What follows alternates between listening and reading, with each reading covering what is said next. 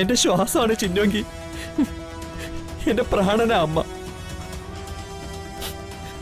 രണ്ടും ഉപേക്ഷിക്കാനാവാത്തൊരവസ്ഥയില ഞാൻ. രണ്ടിലൊന്ന് നീ തെരഞ്ഞെടുക്കേണ്ട സമയമാണിപ്പോ. എന്ത് മണ്ടത്തരവ് കാണിക്കുന്നേ? മക്കള് തെറ്റ് ചെയ്താ അത് തിരുത്തുമല്ലേ വേണ്ടത്? തിരുത്തിയിട്ട് ഒരു മാറുന്നില്ലെങ്കിൽ അവര് ശിക്ഷിക്കണം. അങ്ങനെ ചെയ്യാതെ ആത്മഹത്യ ചെയ്യാൻ നോക്കുവാണ് വേണ്ടത്. ഇതെല്ലാം നീ അല്ല എന്നോട് സംസാരിക്കേണ്ടത്.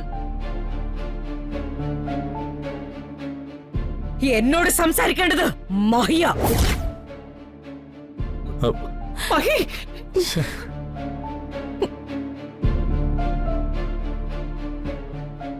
അമ്മ, നിന്റെ കാര്യത്തിൽ എനിക്ക് ഒന്നും ചെയ്യാനായില്ല.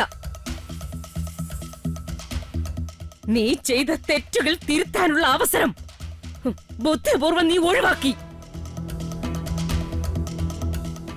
പക്ഷേ ഇവന്റെ കാര്യത്തിൽ അതുണ്ടാവില്ല.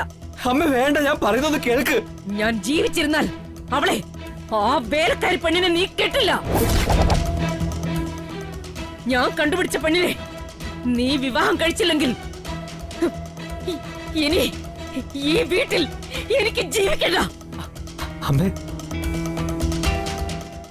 ഞാൻ മരിക്കണോ അതോ ജീവിക്കണോ എന്ന് തീരുമാനിക്കേണ്ടത് മഹിയ.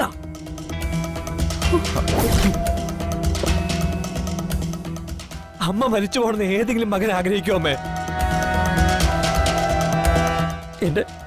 എന്റെ ശ്വാസമാണ് ചിന്നുവെങ്കിൽ എന്റെ പ്രാണന അമ്മ.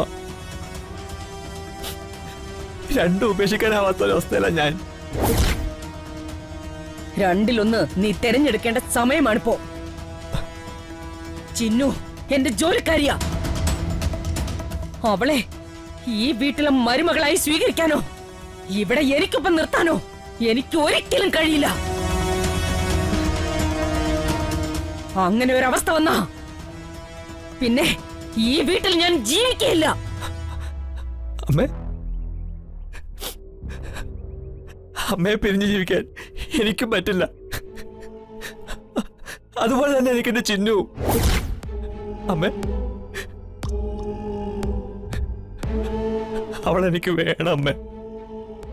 അവളില്ലാണ്ട് എനിക്ക് പറ്റില്ല അമ്മേ.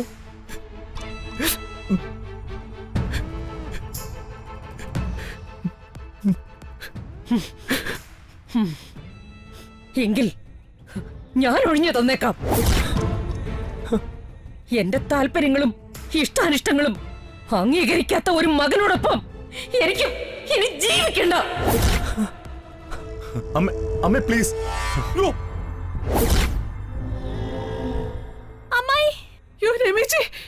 മകനെ ഉപേക്ഷിക്കാൻ എനിക്കത് പറ്റില്ല. പക്ഷേ എന്റെ ജീവൻ അതെനിക്ക് ഉപേക്ഷിക്കാലോ. അമ്മ വേണ്ട. അതിനെനിക്ക് ആരുടെയും സമ്മതം വേണ്ട. ആന്റി,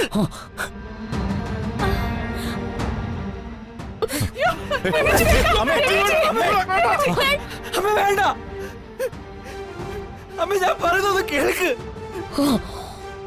അമ്മ പറയുന്നത് കേൾക്കില്ല എന്ന് നീ വാശി പിടിക്കുമ്പോ അമ്മയ്ക്ക് എന്തുകൊണ്ട് വാശി പിടിച്ചൂടാ? ജന്മം നൽകിയ അമ്മയേക്കാൾ വലുതല്ലല്ലോ ഒന്നും. പക്ഷേ മഹിയെ ഉപദേശിക്കുന്നതിന് മുമ്പേ തന്റെ ഭർത്താവിനോട് പറഞ്ഞു കൊടുക്കുക. എരുത്തിയിൽ എണ്ണ ഒഴിക്കരുത്. രമേശിക്ക് ഏറ്റവും പ്രിയം മൂത്ത മകനോടായിരുന്നു.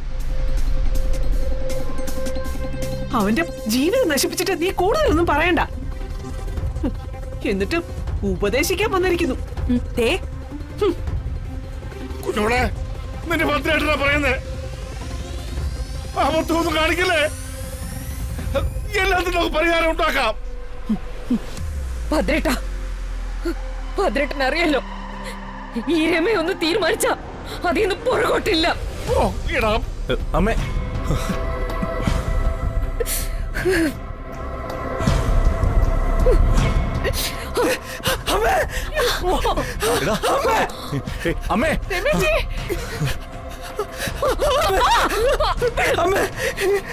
അമ്മേ, അമ്മേ, ഞാൻ പറയുന്നത് കേൾക്ക്. സ്വന്തം മോനായി ഞാൻ യാചിച്ചു ചോദിച്ചിട്ടും ചിന്നു എനിക്ക് തന്നില്ലെങ്കിലും എനിക്ക് എന്റെ അമ്മയെ ജീവനോടെ വേണം. ഞാൻ മരിക്കുന്നവരെ അമ്മ എന്നോടൊപ്പം ഉണ്ടാവണം. അമ്മയെ കൊലക്കൊടുത്തിട്ട് എനിക്ക് ജീവിക്കണ്ട. അങ്ങനെയാണെങ്കിൽ എന്നെ എതിർക്കാതെ അനുസരിച്ച് ജീവിക്കുമെന്ന് നീ എനിക്ക് സത്യം ചെയ്തു തരണം.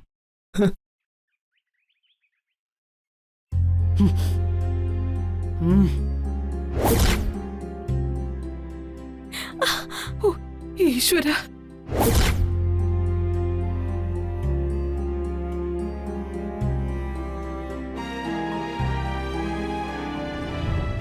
ഞാൻ ജീവിച്ചിരിക്കണമെങ്കിൽ നീ ദക്ഷയെ നിന്റെ ഭാര്യയായിട്ട് സ്വീകരിക്കണം.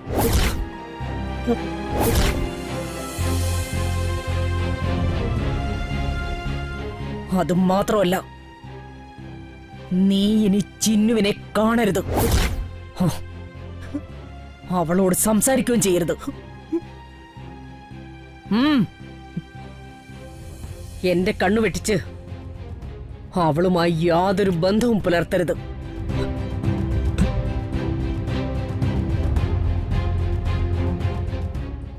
അങ്ങനെ നീ ചെയ്താ പിന്നെ ഒരു മിനിറ്റ് പോലും ഞാൻ ജീവനോടെ ഉണ്ടാവില്ല.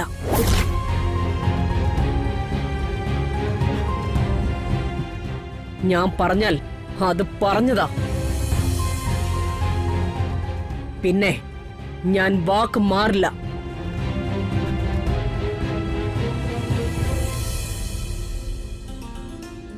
നീ വാക്ക് മാറിയാൽ പിന്നെ ഈ രമാദേവിയില്ല.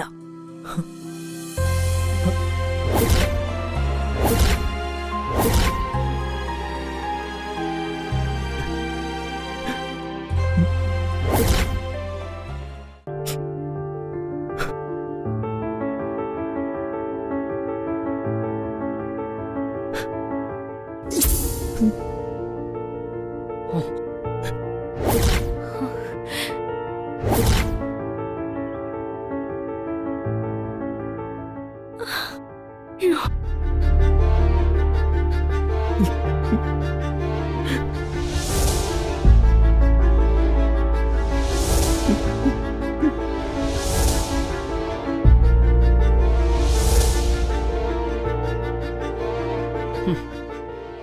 വെറുതെ എന്റെ കയ്യില് നിന്റെ കൈവച്ചതുകൊണ്ട് കാര്യമില്ല. ചിന്നുവിനെ നിന്റെ ജീവിതത്തിൽ നിന്ന് പൂർണ്ണമായി നീ തള്ളിക്കളയുന്നു എന്ന് എനിക്ക് സത്യം ചെയ്യണം. അമ്മേ, ഇനി നീ അവളെ കാണില്ലെന്നും അവളോട് സംസാരിക്കില്ലെന്നും എന്നോട് സത്യം ചെയ്ത് പറയണം.